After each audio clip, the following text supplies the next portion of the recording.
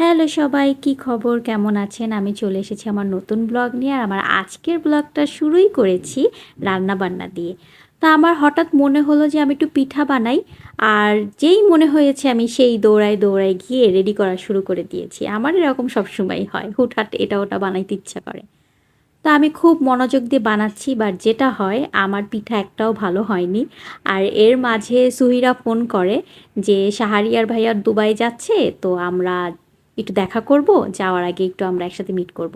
তাই বললাম আচ্ছা ঠিক আছে, যেহেতু পিঠাও আমার ভালো হচ্ছে না, মনটাও খারাপ ছিল, তা আমার কাছে খুব ভালো লাগলো যে আচ্ছা ঠিক আছে যাই তাহলে। তো ওগুলা বাট্টার দিয়ে আমরা গেলাম আবারও স্টার কাবাবে। আর ওদের খাবার এতগুলা ট্রাই করা হয়েছে একসাথে একই দিনে যে চিন্তার বাইরে। মানে একটার পর একটা আমাদের খাবার আসতেছে, হ্যাঁ, আর এগুলো আমরা খাচ্ছি। সেই নিচ থেকে উল্টাই উল্টাই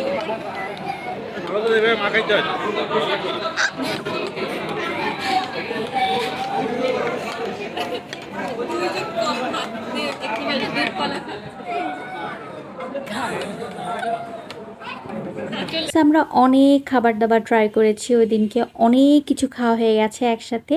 আর তারপর যখন বের হই রাস্তায় দেখি বেলি ফুল বিক্রি করতেছে। তো আমার খুব মনে চাচ্ছিল, আর আমার হাজব্যান্ড আমাকে কিনে দিছে, তো আমি খুবই খুশি বেলি ফুল পেয়ে। আর তারপর এই যে দেখেন আমরা আবার একটু ফুলের দোকানে এসেছি। তো কেন এসেছি সেটা বলছি, ওয়েট করেন।